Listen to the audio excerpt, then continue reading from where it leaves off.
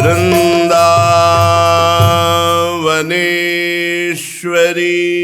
तवैव पदारविन्दम् प्रेमामृतैकमकरन्दरसौघपूर्णम् हृद्यर्पितं मधुपते स्मरतापमोग्रं निर्वापयत् परम शीतलमाश्रयामि निर्वापयत् परम शीतलमाश्रयामि परम शीतलमाश्रयामि।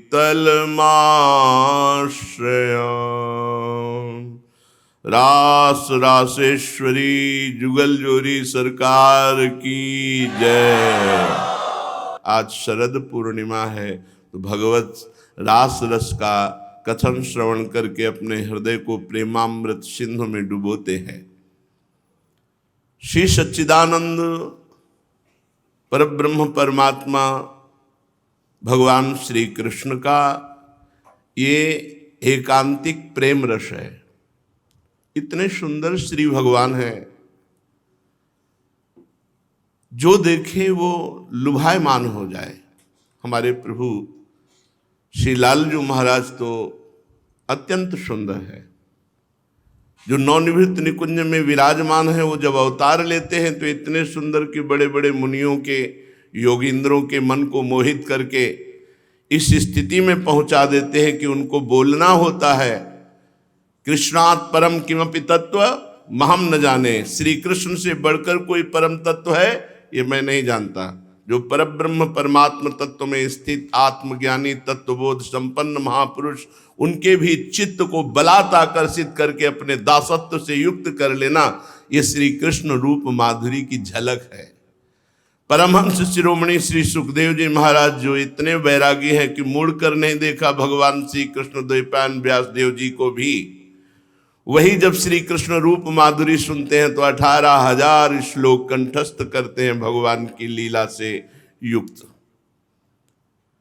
ऐसे हमारे सुंदरता के समुद्र श्री लालजू और सुंदरता की सीमा हमारी प्यारी जू की। ऐसे लालजू भी जिनकी मंद मुस्कान और तिरछी चितवन के कटाक्ष से मूर्छित हो जाते हैं। वेणुकरान्य पतिता स्खलितम शिखंडम भ्रष्टम च पीत वसनम ब्रजराज शूनो यस्या कटाक्ष सर्पात विमूर्छितस्य ताम राधिकाम परिचरामि कदा रसेन। ऐसे रस सिंधु श्री लालजू को एक अपने कटाक्ष मात्र से मूर्छित कर दे, ऐसी प्यारी जू, ऐसी प्यारी जू और प्यारे जू और ऐसी उनकी सखियां लक्ष्मी कोटि विलक्ष लक्षण लसल लीला किशोरी सतई राधाध्यम ब्रजमंडलेति मधुरम राधाभिधानम परम। करोड़ करोड़ लक्ष्मियों को मूर्छित कर दे ऐसी श्री जी की दासियां। इनका रास नवनिवृत्त निकुंज में और गोपी जनों के साथ मध्य में राधा कृष्ण, इनका रास ब्रजमंडल में। ये मुनिमन मोहन मदन मनमोहन सुमन मनमोहन श्री लालजू महाराज अपने निज प्रेमी जनों को, जो कांता भाव से युक्त गोपी जन है और जो सहचरी भाव से युक्त महान रसिक जन है, इनको रास रस का रसास्वादन कराते हैं।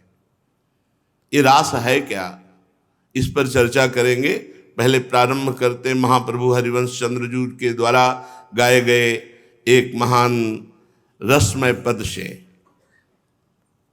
मोहन मदन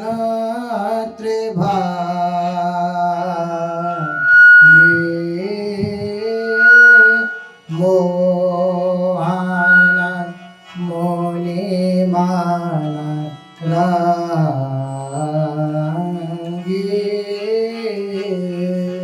मोहन मदन त्रिभा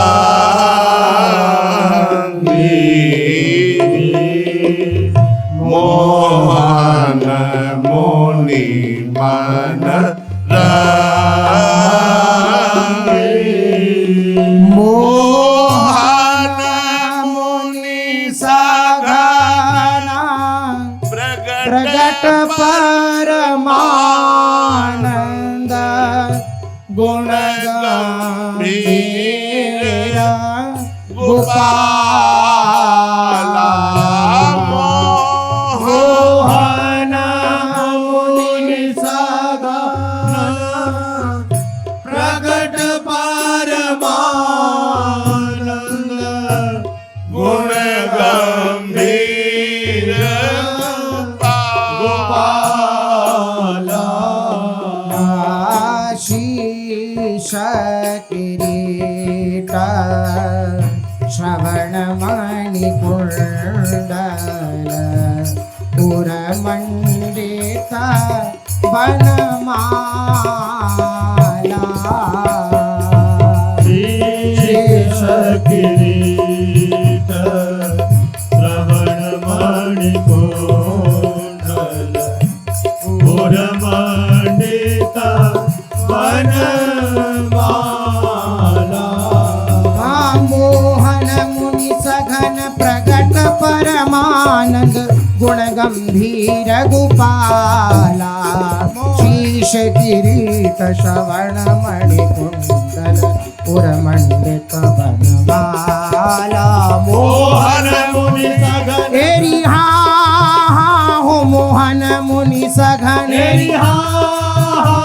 मोहन मुनि ए हाँ मोहन मुनि सघन मोहन मुनि सघन प्रगट परमानंद गुण गंभीर प्रगट परमानंद गुण गंभीर गोपाला। शीश किरीट श्रवण मणिकुंडल पुरमंडित वनमाला। हे पीतांबर तन धातु विचित्रित कल किंकिणी कटि चंगी। हेरी हाँ हो पीतांबर पीतांबर ए हाँ पीतांबर हाँ पीतांबर तन धातु विचित्रित हे तन धातु विचित्रित कल किंकिणी तन धातु विचित्रित कल किंकिणी कटि चंगी। नखमणि चरण चरण सरसीरुवा मोहन मदन त्रिभागी।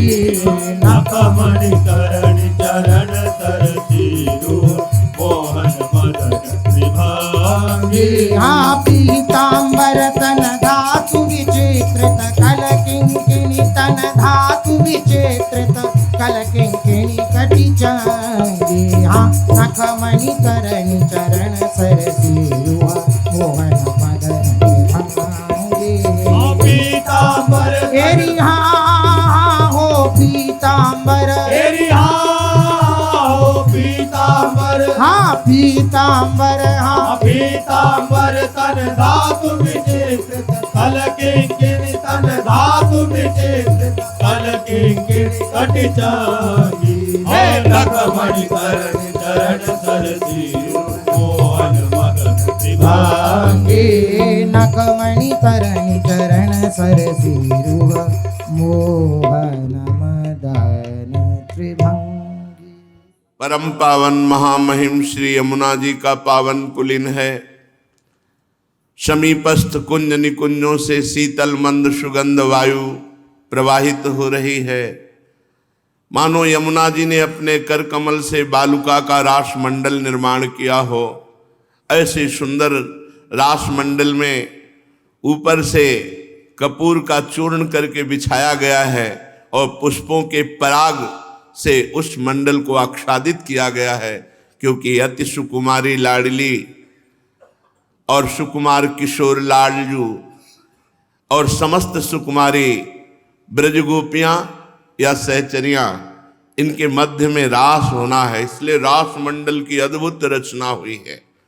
श्री यमुना रस रानी प्रियाजू की नित्य सहचरी हैं और संपूर्ण वृंदावन शरद की चांदनी से छिटक करके ऐसे सुशोभित हो रहा है, अनिर्वचनीय। क्योंकि आज ये जो चंद्रमा भी उदित हुआ है प्राकृत चंद्रमा नहीं है, हमारे नवनिवृत्त निकुंज में चंद्रा सखी प्रकाशित हो रही। धाम में सूर्य और चंद्र का प्रवेश नहीं है, न तद्भासते सूर्यो न शशांको न पावकः यद गत्वा न निवर्तन्ते तद्धाम परमं मम। परम धाम वृंदा विपिन में सूर्य चंद्र का प्रवेश नहीं। दिव्य वृंदावन में चंद्रा सखी प्रकाशित हो रही, संपूर्ण वृंदावन श्वेत वर्ण हो रहा है। श्री लालजू महाराज वैसे ही सुंदरता के समुद्र है महाराज। जब ब्रज गोपियों की दृष्टि में इनकी झलक आती है तो ऐसी प्रेम समाधि में डूब जाते हैं कि बड़े बड़े समाधिस्थ महापुरुष भी ब्रज गोपियों की चरण धूलि माथे पे धारण करना चाहते हैं। ऐसी उच्च अवस्था इनकी रूप माधुरी से होती है। जो समाधि में बड़े बड़े महापुरुष सुख प्राप्त नहीं करते, गोपी जन एक झलक में प्राप्त कर लेती। इसलिए गोपी प्रेम की ध्वजा। और जिन गोपी जनों को ये सौभाग्य प्राप्त होता है वो गोपी जन कहां से प्राप्त करती हैं? बोले यद पाद पद्म नक्षत्र मणि छटाया विस्फुर्जितम किमपि गोप वधु स्वदर्शी पूर्णानुराग रस सागर सार मूर्ति साराधिका मई कदापि कृपाम करोति। हमारी लाडली जू के नखमणि कांति का प्रकाश गोपियों के हृदय में पड़ा तो गोपी प्रेम की ध्वजा हो गई। लाडली जू की चरण रज गोपियों के माथे पे तो लालजू महाराज को रिझाने की सामर्थ्य आ गई। आधाय मूर्धन यदा पुरदार गोप्या काम्यम पदम प्रिगुणैरपि पिच्छमौले भावोत्सवेन भजताम रस काम धेनुम तम राधिका चरण रेणु महम स्मरामि। कैसे हैं हमारे श्री लालजू महाराज? रास मंडल में श्री लालजू महाराज विराजमान हैं, परम सुख प्रदान करने के लिए, अमृतमयी प्रेममयी रास रस की वर्षा करने के लिए। मोहन मदन त्रिभंगी। ये लालजू महाराज 3 जगह से टेढ़े होकर विराजमान है, क्योंकि रसमूल मुरलिका का भार है। अधरों पे वंशी विराजमान है, ग्रीवा टेढ़ी किए हुए हैं, कमर टेढ़ी है और टेढ़े ही श्री चरणारविंद। ललित त्रिभंगी, बड़ी अद्भुत मुद्रा। कोई नहीं बचा जिसको मोहित न कर ले। मोहन मदन त्रिभंगी। पहली बात तो जिस काम ने पूरे त्रिभुवन को अपने अधीन कर रखा है, ऐसे करोड़ करोड़ काम को मंद मुस्कान से मूर्छित कर दें, ऐसे हमारे लालजू महाराज हैं। लाल की रूप माधुरी नैनन निरख नेक सखी। ए सखी जरा देख तो, थोड़ी सी रूप माधुरी का प्रभाव देख। नैनन निरख नेक सखी। मनसिज मन हरनहास। मनसिज कामदेव मुस्कुरा दे, करोड़ कामदेव मूर्छित हो जाए। महाराज ऐसे हमारे श्री लालजू महाराज हैं। सांवरो सुकुमार रास नख सिख अंगन उमगी सौभग सीवन। सुंदरता की सीमा जैसे प्यारी जू तो सुंदरता के सागर श्री लालजू महाराज। ब्रज गोपियां आपस में बात करती हैं, ए सखी चलो री आज ब्रजराज मुख निरखिए, जगत की लाज सो काज नहीं सरे वो। अब ये लज्जा लेके क्या बैठे रहना, कौन क्या कहेगा। चलो री आज ब्रजराज मुख निरखिए, जगत की लाज सो काज नहीं सरेगी। बहुत कोई कहेगो श्याम के ढिग गई, याहू ते अधिक पुण्य और का कहोगो। नाचबे लगी तो फेरी घूंघट कहा, सूर रण चढ़े पे कौन सो डरेगो। बेग निज प्यारे ते मिलो नारायण, बहुरी ऐसो सखी दांव कब परेगो। चलो री आज ब्रजराज मुख निरखिबे, जगत की लाज सो काज नहीं सरे। मोहन मदन त्रिभंगी। मोहन मुनि मन रंगी। बड़े बड़े मुनि जो मननशील परमात्म तत्व में निर्गुण निराकार में आसक्त चित्त हैं, उनको सगुण साकार भगवान के रूप ने गुलाम बना लिया, अधीन बना लिया, आसक्त बना लिया। नारायण स्वामी जी महाराज एक सन्यासी महात्मा, निर्गुण निराकार उपासक, ब्रह्म ज्ञान के मार्ग के, वृंदावन आए, रसिकों का संग हुआ और रूप माधुरी ने ऐसी चोट पहुंचाई, श्री लालजू की छवि, लालजू की रूप माधुरी। ये दिव्य वृंदावन धाम है, कभी भी किसी पर घटना घट सकती है, कभी भी किसी के सामने घटना घट सकती है। वो कृपालु गलबैया दिए विहरण करते रहे, कभी भी किसी घटना क्या घटेगी, तुम्हारा सब कुछ छीन लेंगे, क्या मन बुद्धि चित्त अहंकार सब चुरा लेंगे, ऐसे हैं। इसीलिए कहा जाता है धाम आओ धाम आश्रित हो, कभी तो करुणा वरुणालय की करुणा होगी। नारायण स्वामी ऐसी स्थिति को प्राप्त हो गए कि देखो मोहन मुनिमन रंगी, मोहन मुनियों के मन में अपना रंग चढ़ा देते हैं। कैसा रंग चढ़ाया, कह रहे मोहन बसी गए मेरे मन में, मन में अब जगह नहीं रह गई हृदय में। नाहिन रहो ही अमा ठौर नंद नंदन अछत आनिए उरोर। अब कौन आए, क्योंकि नंद नंदन ने पूरे हृदय पर अधिकार कर लिया। मोहन बसी गए मेरे मन में, लोक लाज कुल कानी छूटी गई, इनकी लगन लगन में, इनकी नेह लगन में, मोहन बस गयो मेरे मन में।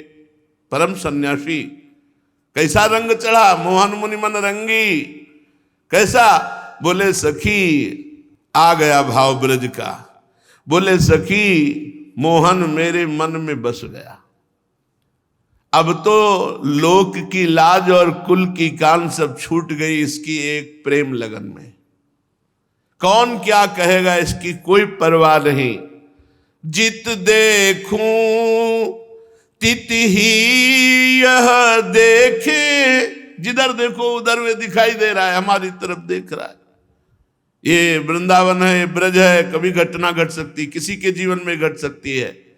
जित देखूं तित ही यह दिखे, घर बाहर आंगन में, अंग अंग प्रति रोम रोम में। कैसी स्थिति, अंग अंग प्रति रोम रोम में, छाए रहे सब तन में, मोहन बस गए मेरे मन में। बस जिधर देखो कुंडल झलक कपोलन सोहे,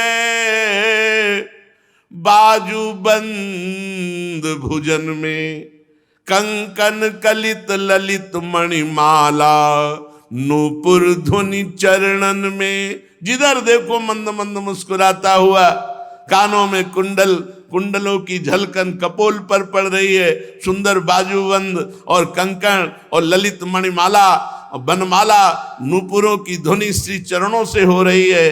चंचल नयन भ्रकुटी बर बाकी, ठाढ़े सघन लतन में, नारायण बिना मोल बिकानी, इनकी नेक हसन में, नारायण बिना मोल बिकी मैं, इनकी नेक हसन में, मोहन बस गयो मेरे मन में। बड़े बड़े परमहंसों के बलात् चित्त का आकर्षण करके कृष्णाकार कर देना। मोहन मुनि मन रंगी, भगवान शंकर से लेकर के बड़े बड़े महापुरुषों को, भगवान शंकर भी जो शंकर सहज स्वरूप संभारा, लाग समाधि अखंड पारा, वो भी चुनरी ओढ़ करके जटाओं को छुपा कर बिंदी लगा करके और गोपी रूप में गोपीसुर होकर के भगवान श्री कृष्ण के रास रस में प्रवेश पाए। अद्भुत मोहन मदन त्रिभंगी, मोहन मुनि मन रंगी। मोहन मुनि सघन प्रगट परमानंद, गुण गंभीर गोपाला। कैसे हमारे श्री लालजू महाराज मुनियों के हृदय में प्रेम उत्पन्न करने वाले, परमानंद स्वरूप,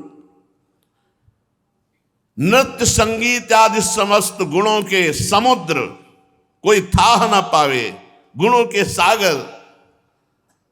शीश किरीट, शीश पर मुकुट धारण किए हुए मोर मुकुट, श्रवण मणि कुंडल, उर्मंडित बनमाला, कानों में सुंदर मणिजटित कुंडल, वक्षास्तर पर बनमाला सुशोभित, श्रीअंग पर पीतांबर धारण किए हुए हैं और शरीर में वृंदावन की रज लगी हुई है। जो वन धातु है वो वृंदावन की रज है, उससे चित्रकारी की गई है और उनकी कटी बहुत कृश है, सुंदर, उस पर किंकड़ी धारण किए हुए हैं। मदन को मोहित करने वाले ललित त्रिभंगी श्याम घन, बड़े ही सुंदर चरणारविंद जिनके हैं और उन चरणों की नखमणियों से सूर्य के समान प्रकाश प्रकट हो रहा है। ऐसे श्री लालजू रासमंडल में विराजमान होकर अधरों पर वंशीधर करके वादन करते हैं। मोहन बेनु बजावे इहरव नारी बुलावे, मोहन बेनु बजावे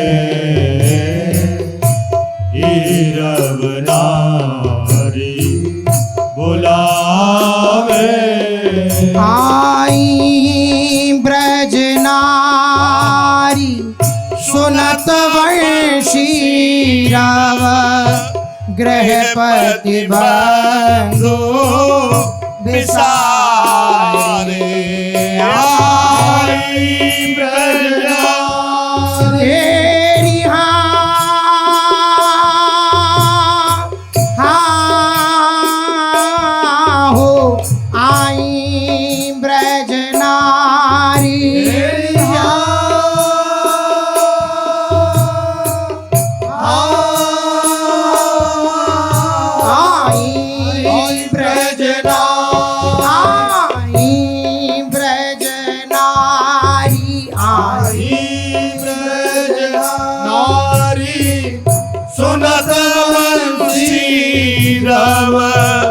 गृहपति बंधु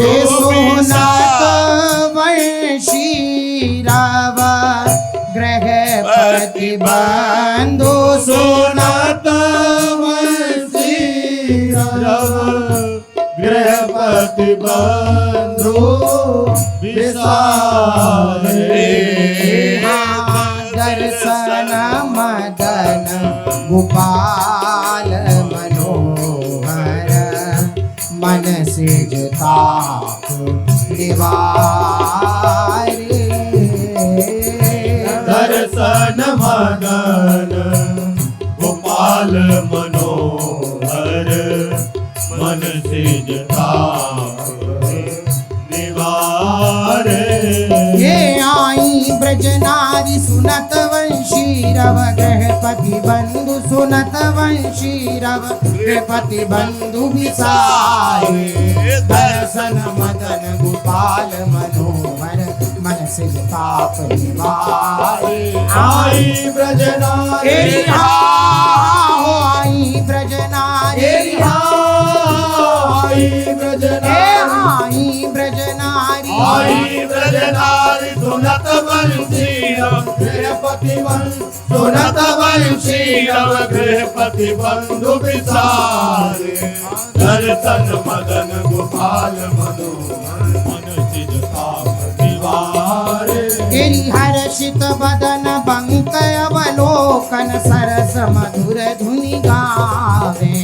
हर्षित बदन तेरी हो हर्षित बदन, तेरी हर हर्षित हे बदन हाँ हर्षित वदन हाँ हर्षित बदन बांक अवलोकन सरस मधुर हाँ बंक अवलोकन सरस मधुर हाँ बंक अवलोकन सरस मधुर धुन गावे हाँ मधुमय श्याम समान अधर धरि मोहन देव बजावे मधुमय श्याम समान अधर धरि मोहन देव बजावे तेरी हर्षित वदन बंक अवलोकन सरस मधुर हाँ बंक अवलोकन सरस मधुर धुनि गावे मधुमय श्याम समान अधर धरि मोहन देव बजावे हर्षित बदन हाँ हो हर्षित वदन तेरी हो हर्षित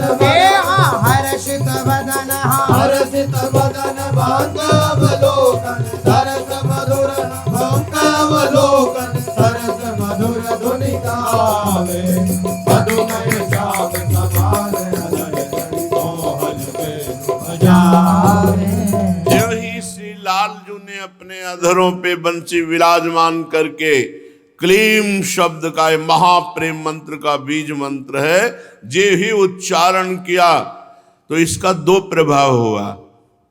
पुरुषाभिमानी देह भाव वाले जिनको पुरुष का भाव था वो सब योग निद्रा में सो गए, और जो ब्रज युवती भाव में थे उन्हीं को आकर्षण हुआ। एक भी गोप नहीं उठा, एक भी गोप वंशी ध्वनि सुनकर लालजू के पास नहीं गया। पूरे शास्त्रों में पढ़ के देख लीजिए, क्लीम का जो ही उच्चारण किया, ऐसा ये महाबीज मंत्र प्रेम का है कि जितने पुरुषत्व भाव के थे सब सो गए, योग निद्रा में हो गए, और जितने सब वनिता भाव में कांता भाव वाले थे वो सब लालजू के समीप पहुंच रहे थे। इसलिए कि सब ऋषि मुनि हैं, ये कोई नारी नहीं है। आई ब्रज नारी, ये ब्रज परमात्मा का नाम है। ब्रज का अर्थ होता है व्यापक, व्यापक है परमात्मा, और ब्रज नारी जो परमात्मा भाव को प्राप्त हुई, कांता भाव युक्त ब्रज गोपी, ये कोई ना पुरुष है ना स्त्री है। जब स्त्री और पुरुष भाव देह भाव मिट जाता है और गुरु प्रसाद से ये सहचरी भाव या गोपी भाव कांता भाव प्राप्त होता है, तब इस रास में प्रवेश होता है। जैसे देवादिदेव महादेव भी गोपीश्वर होकर प्रवेश हुए, गोपी भाव को ही प्राप्त होकर के प्रवेश हुए। जे ही अधरों पर वंशी धारण की, वंशी का बड़ा अद्भुत प्रभाव जगत में प्रकट हुआ। भगवान शंकर जो समाधिस्थ थे, समाधि भंग हो गई। विक्षिप्त को समाधिस्थ कर दे, समाधिस्थ को विक्षिप्त कर दे, ऐसी भगवान श्री कृष्ण की बंसी। जे ही बंसी बजी, उस समय एक भी खाग मृग पशु पंछी कोई भी नहीं आया। ये चमत्कार रास बंसी का।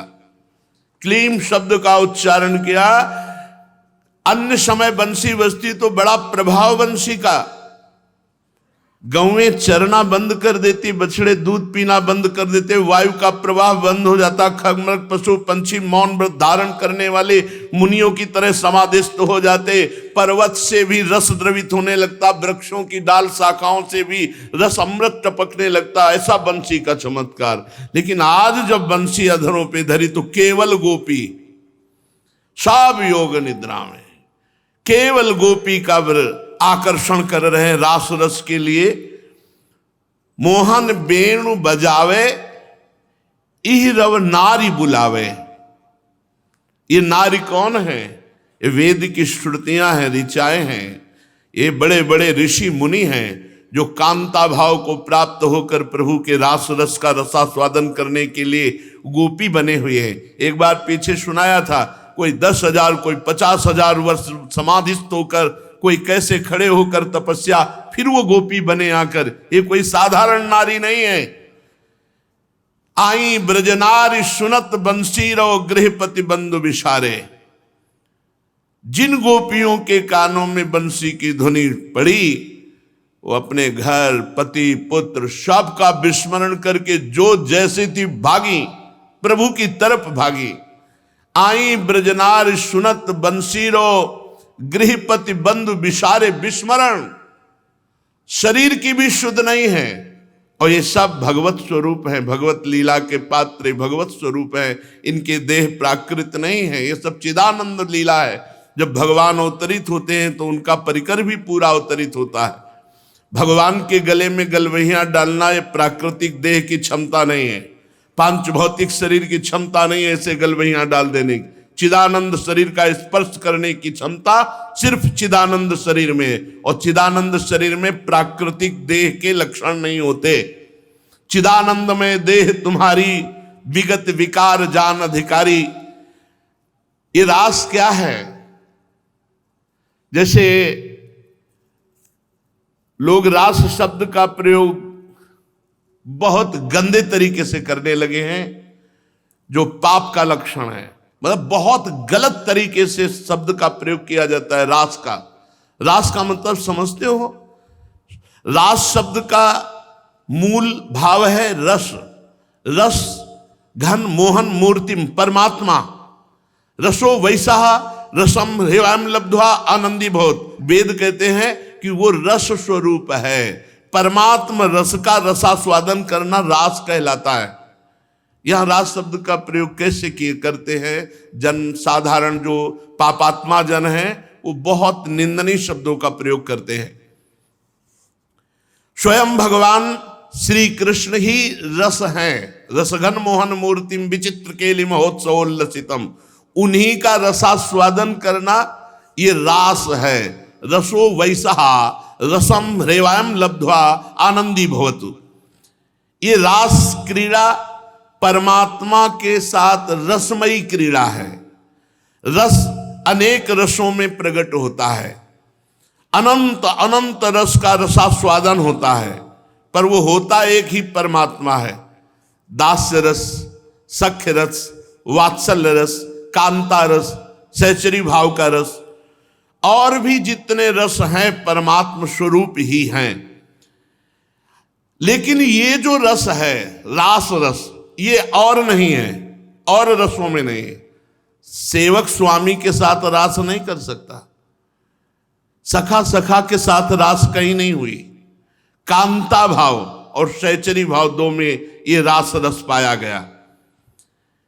यहां आस्वाद्य आस्वादक, स्वाद लेने वाला स्वाद देने वाला एक ही है। गोपी कृष्णमय है। श्री कृष्ण तो श्री कृष्ण है ही, गोपी भी कृष्णमय है। उसका मन कृष्ण, उसकी बुद्धि कृष्ण, उसका चित्त कृष्ण, उसका अहम कृष्ण। लीला धाम और विभिन्न लीला के पात्र, लता भूमि सब चिदानंदमयी है। जहां चिदानंदमयी भूमि वृंदावन, जहां चिदानंदमय परिकर, और जहां चिदानंद संगीत, और जहां चिदानंदमय नृत्य, और जहां चिदानंद नृत्य कर रहा है उसे कहते हैं रास। भगवान की दिव्य रास लीला भगवान के दिव्य वृंदावन धाम में निरंतर हो रही है, निरंतर हो रही है। रास भूमि है। भगवान की विशेष कृपा से इसी रास रस के प्रेमी रसिकों के संग करने वाले साधकों के हितार्थ, उनको जब दिव्य दृष्टि प्राप्त होती तब इस रास का दर्शन होता है। इसी धाम में, इसी शरीर में रहते हुए भी भाव देह की प्राप्ति हुई कि वो रास रस का रसास्वादन करने के लिए हर समय प्रिया प्रीतम के समीप रहता है। कभी कभी भगवान अपने परिकर के सहित भूमंडल पर अवतरित होते हैं और उत्तम कोटि के अधिकारियों को अपने रास रस का दर्शन कराते हैं। जो रास रस का गायन और श्रवण करता है वो निर्विकार होकर उसी रास रस का अधिकारी हो जाता है। जिस रास पंचाध्यायी के पाठ का परिणाम श्री सुखदेव जी महाराज कह रहे हैं कि वो हृदय रोग से रहित हो जाएगा, उस काम रोग से रहित हो जाएगा, उसके हृदय में कभी काम वेदना जागृत नहीं होगी। रस स्वरूप भगवान, रस स्वरूप गोपियां या सहचरी। रसमय हरिवंश परम परमाक्षर श्री हरिवंश कृपा सदनम। रसमयी ये लीला हो रही है। परम रसमयी लीला, आनंदमयी लीला, जहां कृतकृत्यता का अनुभव होता है, पूर्णता का अनुभव होता है, ना कोई सोच ना कोई चाह, एकमात्र केवल प्रभु ही प्रभु। वंशी ध्वनि सुनकर गोपियों का आना और भगवान श्री राधा रमण के साथ रास करना, ये दिव्य चिदानंदमय लीला है। मानव का मस्तिष्क प्राकृतिक है, इसकी सोच केवल स्त्री पुरुष तक है। चिदानंद क्या जानता है? मानव का मस्तिष्क ब्रह्मा के द्वारा रचा हुआ केवल प्राकृतिक है, उसकी सोच केवल प्राकृतिक है, स्त्री पुरुष तक सीमित है, वो चिदानंद को नहीं जान सकता। इसलिए गोस्वामी जी ने लिखा है, चिदानंद में देह तुम्हारी, विगत विकार जान अधिकारी। अंतर्दृष्टि खुली नहीं, प्रेम नेत्र। तो बाह्य दृष्टि से इस कलयुग में भगवान की दिव्य लीलाओं की बातें बहुत नीचे स्तर से की जाती है, नीचे स्तर से, गानों में, इधर उधर में, फिल्मी स्टाइलों में रास शब्द का प्रयोग किया जाता है। रास शब्द का मतलब समझते हो? रास का अर्थ है रस, रस का स्वरूप है परमात्मा, परमात्मा का रस स्वरूप है श्री कृष्ण। रसगन मोहन मूर्तिम, श्री कृष्ण मिलन को रास कहते हैं, श्री कृष्ण रसास्वादन को रास कहते हैं, कांता भाव, सहचरी भाव।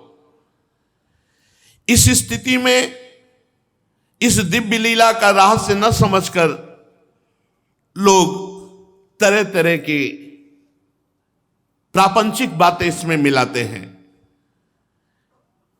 ये लीला अंतर्दृष्टि और भगवत कृपा से समझ में आती है। अंतर्दृष्टि में दो दृष्टि हैं, बुद्धि में जो दृष्टि जागृत होती है उसे ज्ञान दृष्टि कहते हैं, और हृदय में जो वो प्रेम नेत्र होते हैं। बिना इस प्रेम नेत्र के रासलीला नहीं समझ सकते।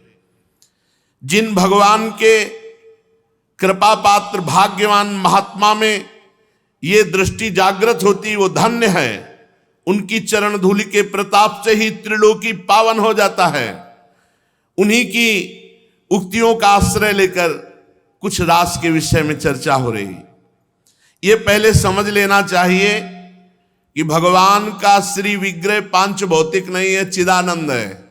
सच्चिदानंद रूपाय विश्वोत्पत्त्यादि हेतवे तापत्रय विनाशाय श्री कृष्णाय वयम नुमः। भगवान कैसे? सच्चित आनंद। और अपना शरीर कैसा? पंचभूत वाला, मलमूत्र बनाने वाला, दुर्गंध युक्त, काम क्रोध लोभ मोह मद मत्सर से आसक्त ऐसा शरीर। अब इस मस्तिष्क से आप उस चिदानंद को कैसे समझेंगे? भगवान का शरीर पहले समझिए जड़ चैतन्य भेद वाला नहीं है। जैसे अपनी आत्मा चैतन्य है, शरीर जड़ है। भगवान आत्मस्वरूप है, चिदानंदमय है। उस देह में ना रक्त है, ना वीर्य है, ना ये लौकिक अंग है, ना लौकिक वासना है। वो चिदानंदमय है।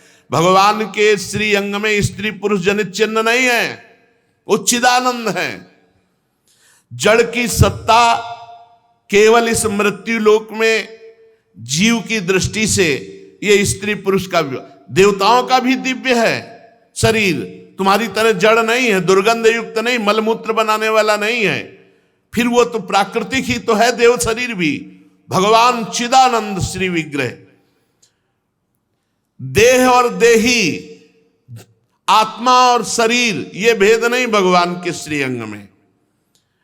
भगवान का शरीर प्राकृतिक नहीं है, प्राकृतिक और अप्राकृतिक दोनों से परे है। चिन्मय, सब कुछ चिन्मय, चिद विलास भगवान। अब कैसे समझोगे चिन्मय और चिद विलास? इसलिए इतना तुम समझ लो कि तुम्हारी रचना माया से हुई है शरीर की, तुम्हारा मस्तिष्क मायामय है।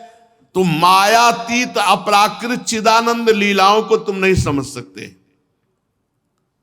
एक गोपी एक श्री कृष्ण, एक गोपी एक श्री कृष्ण, कितने असंख्यों। ये जो लोग कहते हैं कि 16,000 तो 16,000 तो पत्नियां थी सरकार की द्वारिकाधीश की, जो भौमासुर की जेल से 16,100 राजकुमारियों को भगवान ने शरण में ली, उन्हें पत्नी भाव प्रदान किया।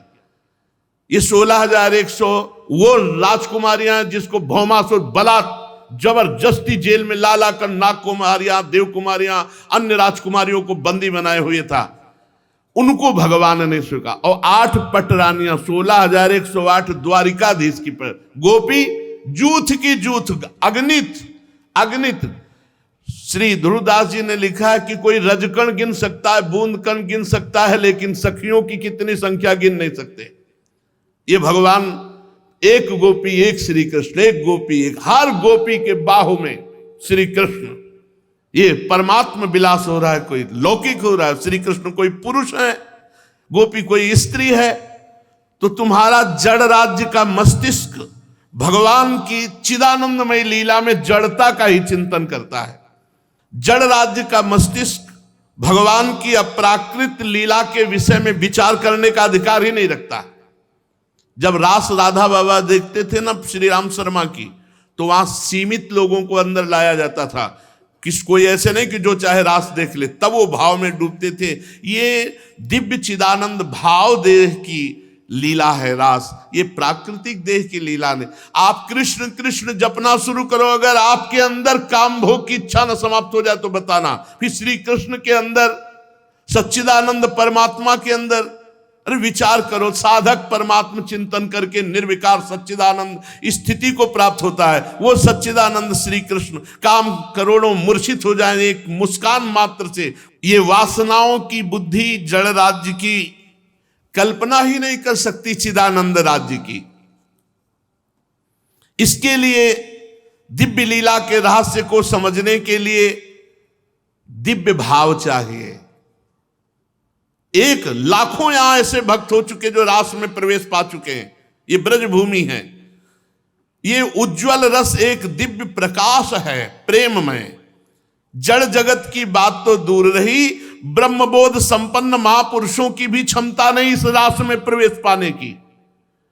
वो श्री कृष्ण कृपा करें जैसे महादेव जी के ऊपर कृपा की और गोपी भाव को प्राप्त हुए, नहीं ब्रह्मबोध संपन्न महापुरुषों के लिए भी अगम्य विषय है ये रास रस। न देवैर ब्रह्माद्यैर न खलु हरि भक्तैर न सुहृदा, न बड़े बड़े देवताओं के लिए, न ब्रह्मा जी के लिए, न बड़े बड़े हरि भक्तों के लिए भी यहाँ प्रवेश नहीं। यहाँ कांता भाव, सहचरी भाव, ये ब्रजभूमि और ब्रजभूमि में वृंदावन, ये रास भूमि है।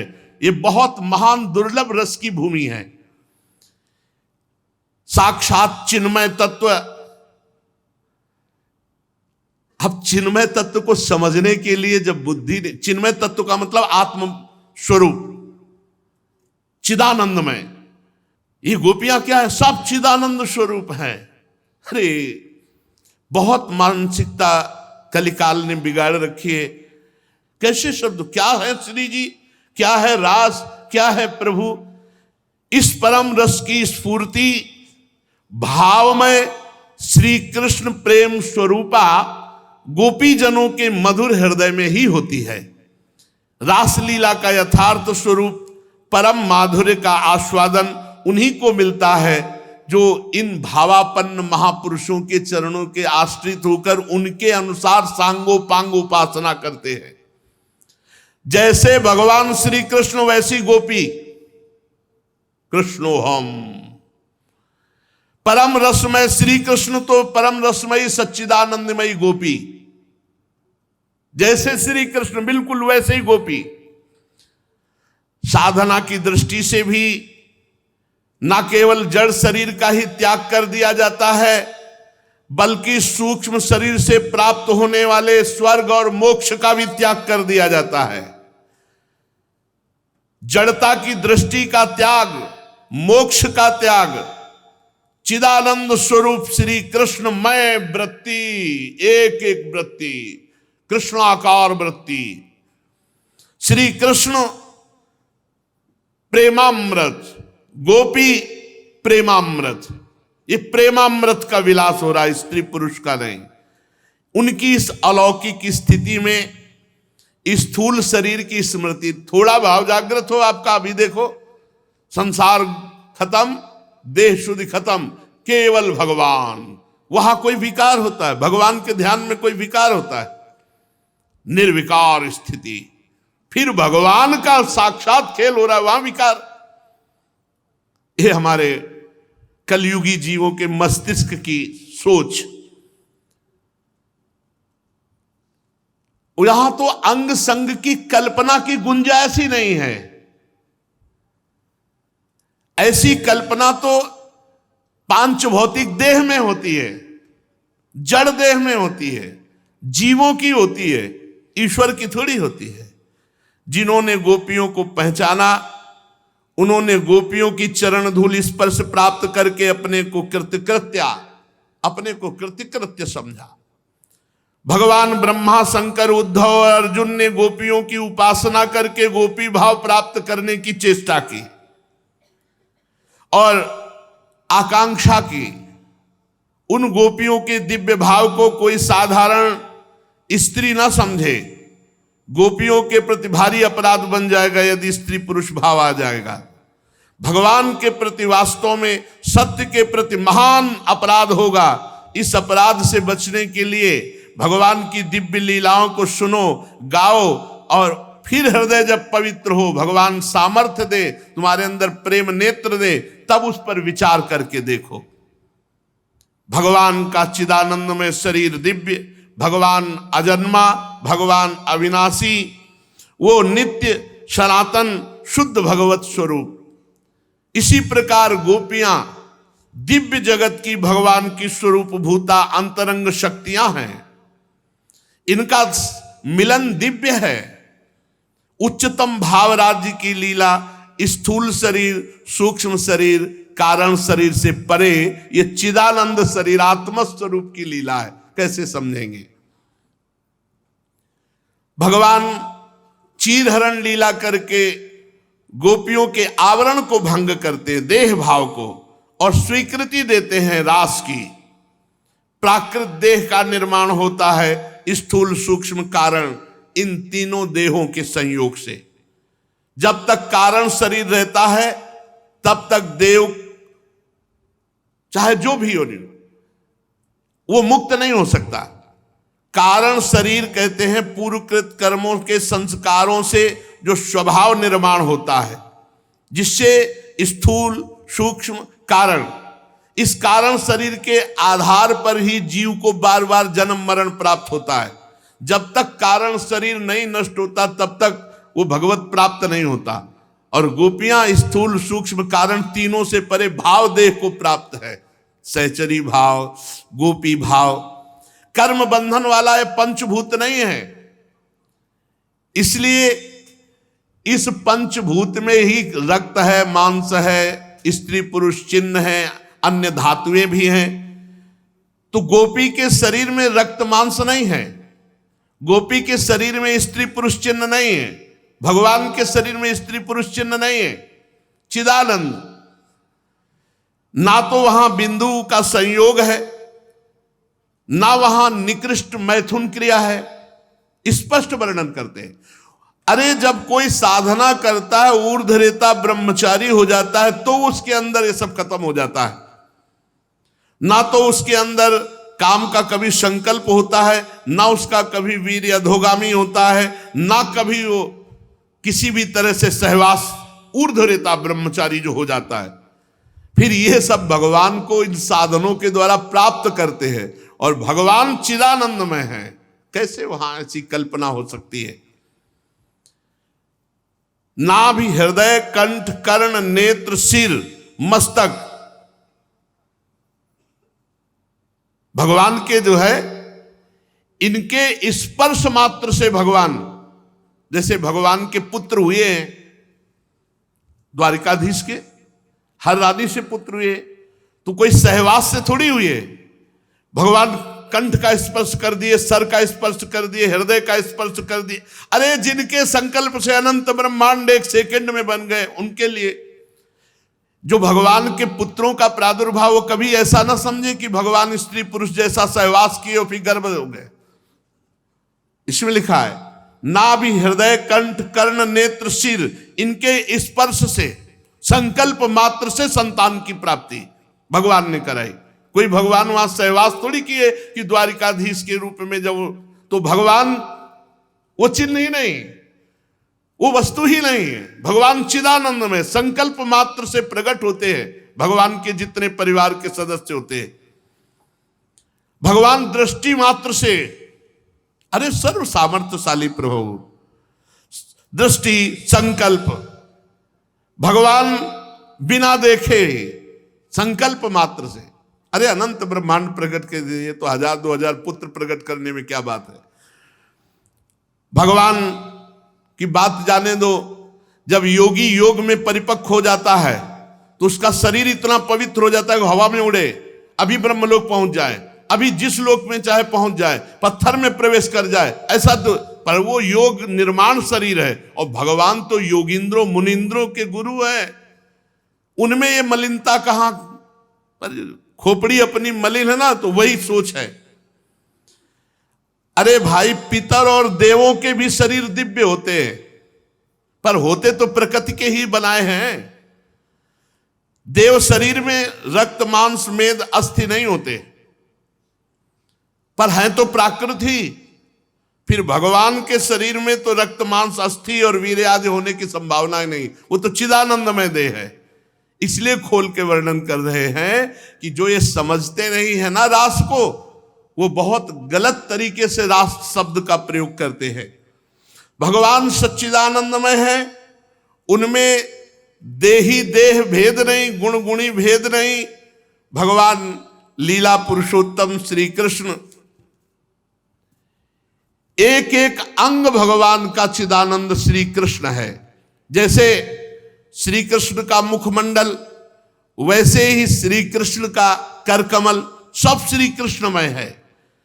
पदनख, मुखमंडल, सब श्री कृष्णमय चिदानंदमय।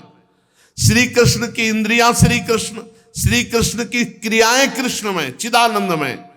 भगवान कान से देख सकते हैं, भगवान आंख से सुन सकते हैं, भगवान नाक से स्पर्श का रसना से सूंघ सकते हैं।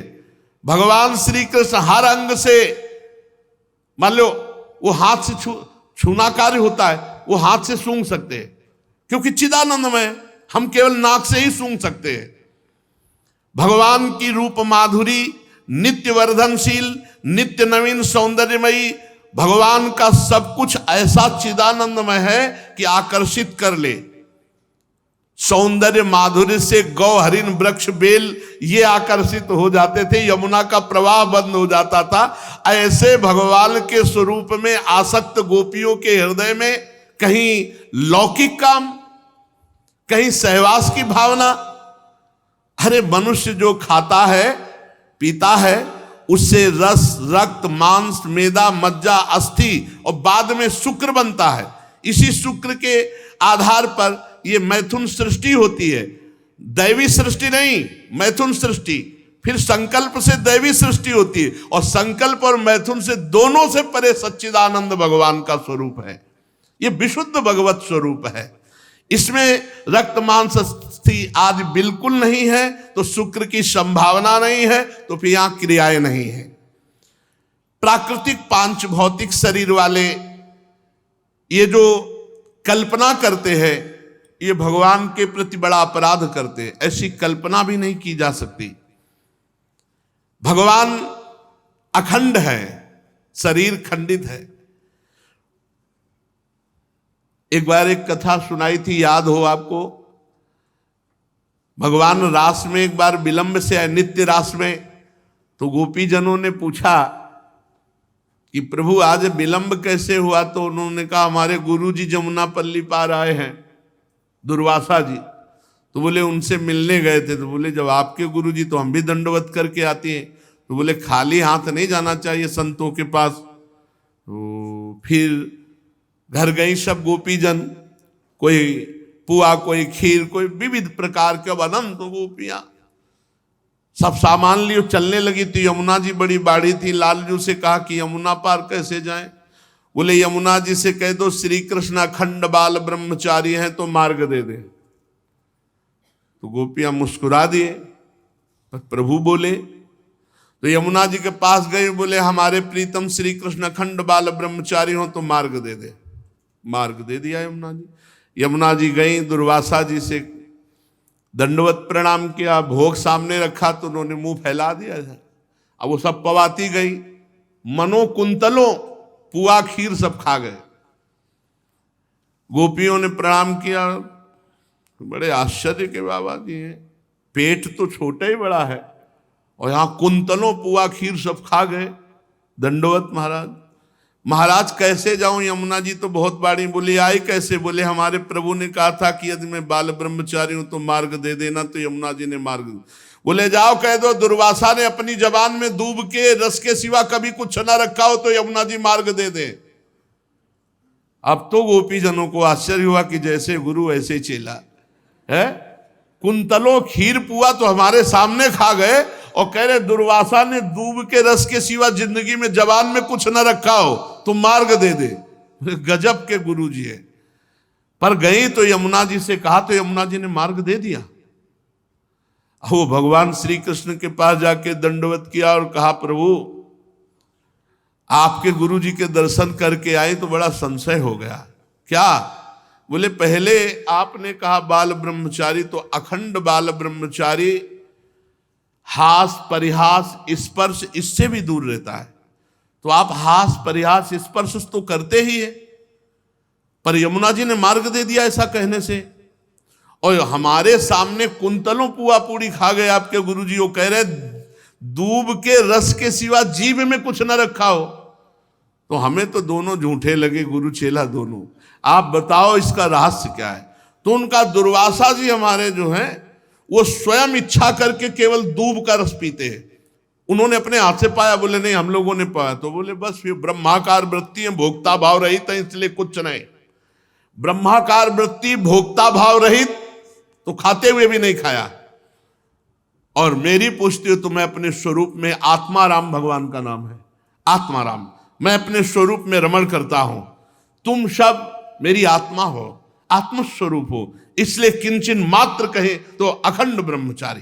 तो यहां कह रहे कि उपनिषदों में भगवान को अखंड ब्रह्मचारी कहा गया है। अवरुद्ध शौरता शब्द आया है। भगवान के लीला विलास में कहीं भी कोई संशय की गुंजाइश नहीं है। गोपियां बहुत उच्च कोटि की साधना करने वाली ये ऋषि हैं, ये श्रुतियां हैं जिन्होंने भगवान के लिए आराधना करके रास रस में प्रवेश पाने के लिए गोपी बनी हुई है। भगवान अपनी दृष्टि से भगवान अपि तारात्रि शरदोत्फुल्ल मल्लिका वीक्षरंतुम मनश्चक्रे योग मायाम उपासिता। अपनी दृष्टि से उस समय रास भूमि तैयार करते, अपनी दृष्टि से शोभा का विस्तार करते हैं भगवान।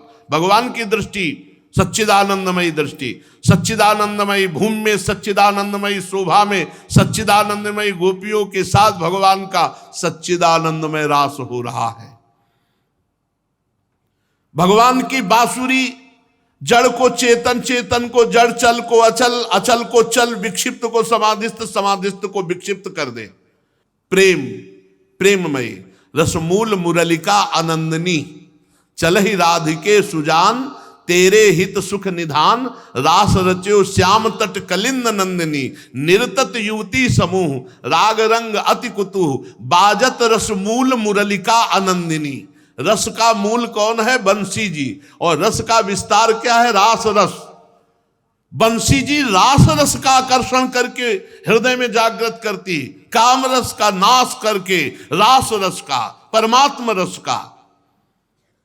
जो गुरुजनों की सेवा में अपने जीवन को समर्पित करते हैं, हर प्रकार की कामनाओं का त्याग करके भजन करते हुए देह भाव को छोड़कर भाव देह को प्राप्त होते हैं, वही इस रस को जान सकते हैं। गोपीजन साधना की उच्च अवस्था को प्राप्त बड़े बड़े परमहंसों की भी आदर्श गुरु रूपा हैं। भला इस विलास को जो चिदानंद ना होता तो सुखदेव जी जैसे परमहंस गायन करते? विचार करके देखो। देह गेह पति पुत्र लोक परलोक कर्तव्य धर्म सब कुछ छोड़कर एकमात्र परमात्म स्थिति को प्राप्त होकर कांत भाव जागृत हो जाना, ये गोपी भाव है। छोटी मोटी बात है। या 2-4 माला करके भगवान के भक्त बनना चाहते हैं, कह रहे देह गेह कुल लोक परलोक मोक्ष सब कुछ छोड़कर श्री कृष्ण अनुराग में श्री कृष्णमयी स्थिति गोपी जनों की। तभी तो उद्धव आए थे समझाने ज्ञान देने, लेकिन जब गोपी जनों की स्थिति देखी ना तो चरण धूलि में लौट गए। बंदे नंद ब्रजस्त्री राम पाद रेणु में भिक्षसा।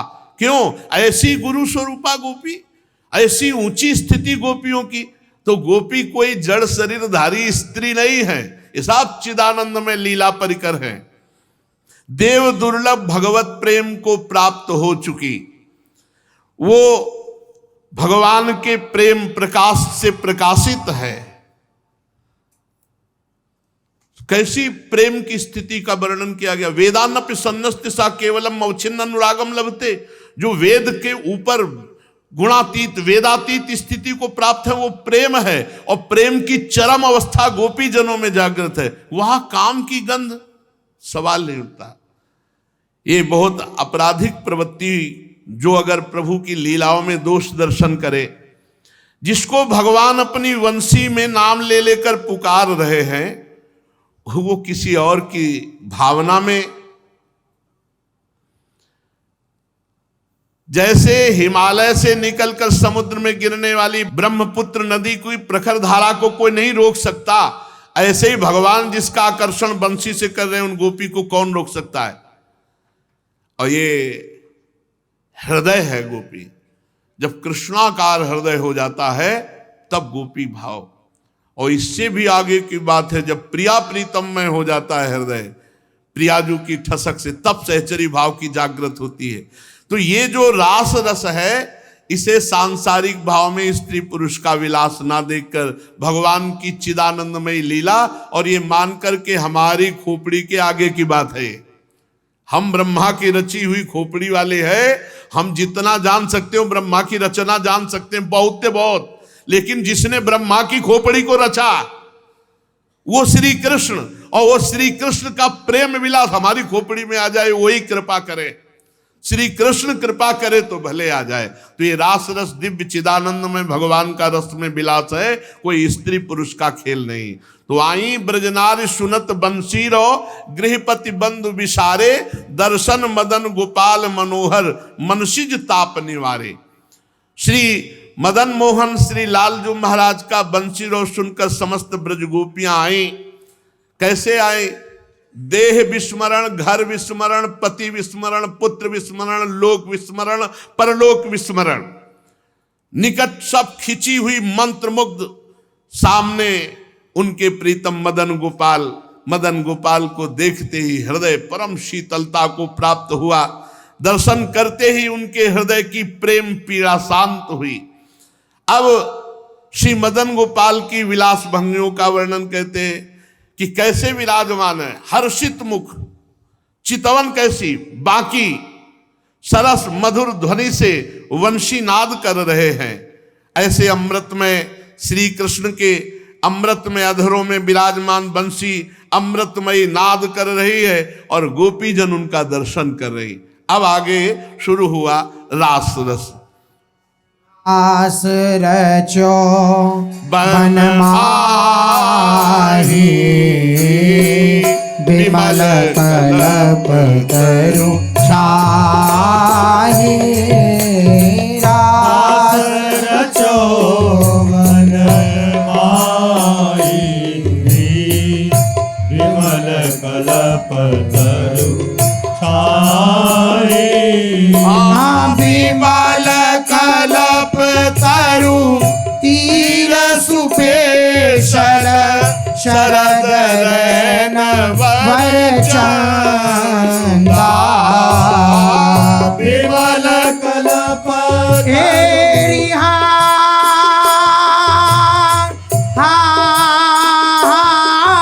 हो, विमल कलप तरु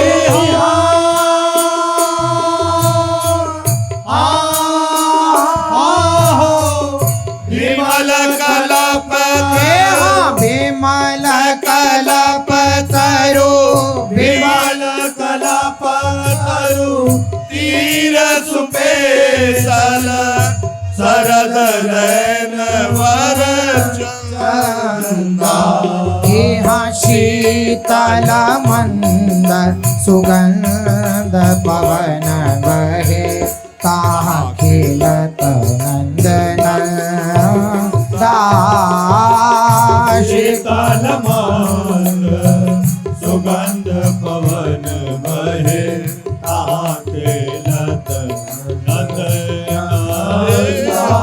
यहाँ विमल कल्प तरु तीर सुपेशल शरद रैनवर तीर सुपेशल शरद रैनवर चंदा शीतल मंद सुगंध पवन बहे ताहाँ खेलत नंदनंदा विमल कल्प तेरी हाँ हो विमल कल्प तरु विमल कल्प हाँ विमल कल्प तरु विमल कल्पतरु तीर सुपेशल शरद रैनवर तीर सुपेशल शरद रैनवर चंदा शीतल मंद सुगंध पवन बहता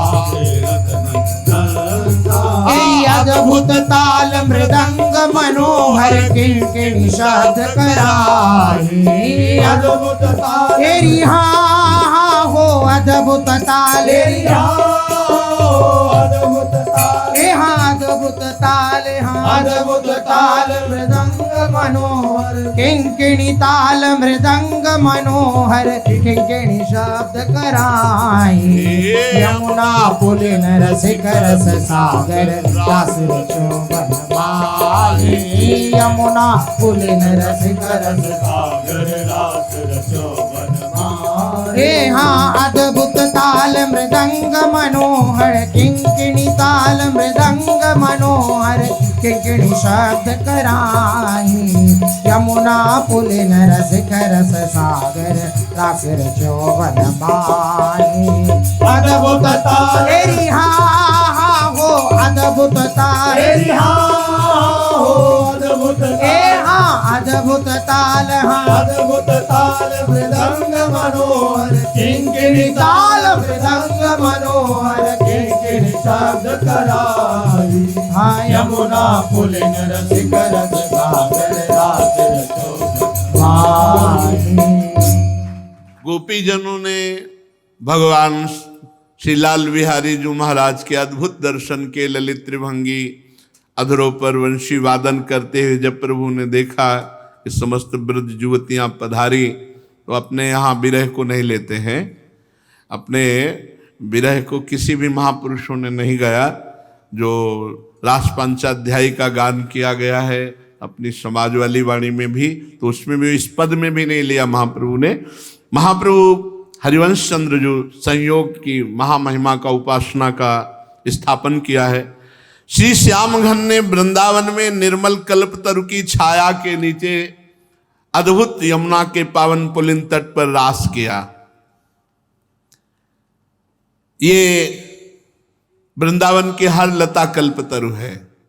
प्रेमी जनों की रस अभिलाषाओं को पूर्ण करने वाली ये लताएं हैं। वैसे तो कल्पतरु तुलना में ही नहीं आता, वृंदावन की लता समकोटि कल्पतरुणाएं।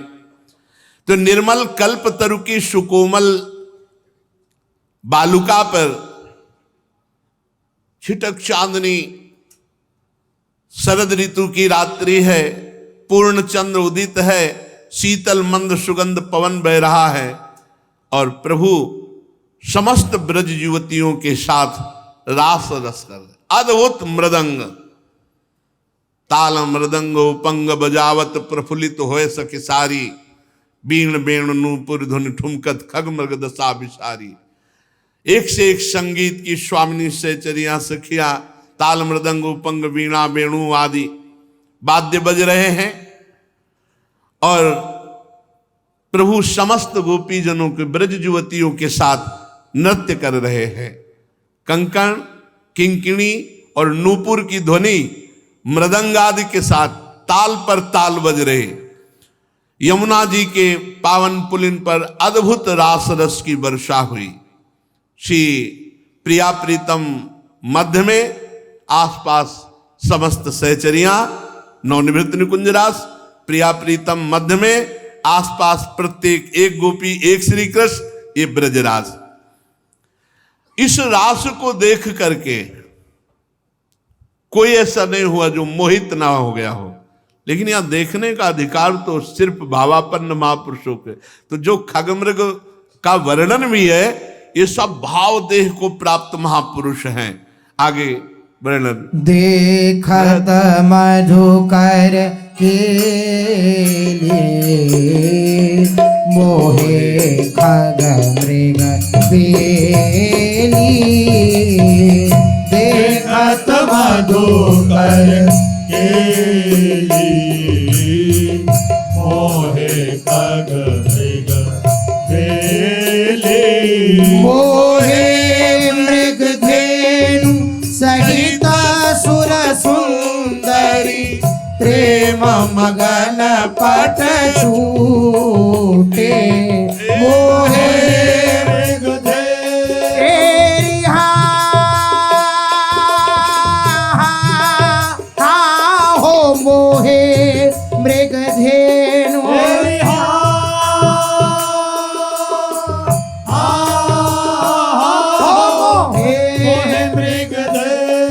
मोहे मृग धेनु, मोहे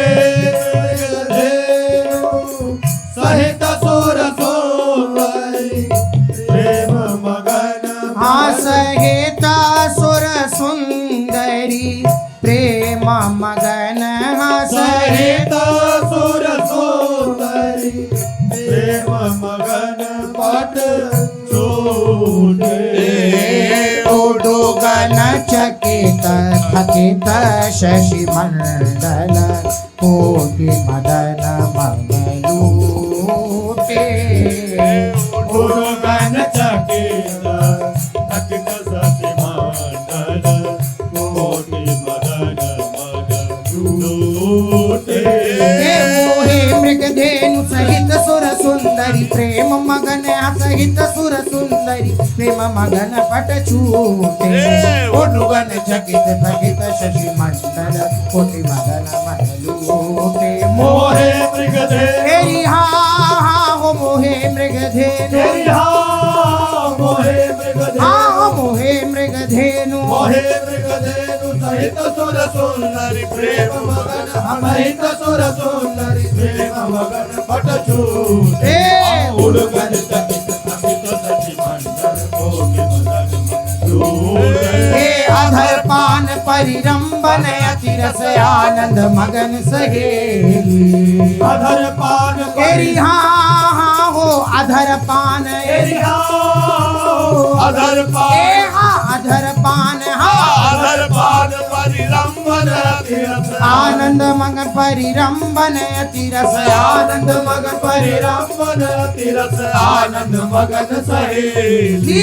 हित हरिवंश रसिक सधु पावत, देखत मधुकर केली। हरिवंश रसिक सधु पावत, देखत मधुकर केली। हे हाँ अधर पान परिरंबन अति रस आनंद मगन परिरंबन अति रस आनंद मगन सहेली। जसी हित हरिवंश रसिक सधु पावत, देखत मधुकर केली।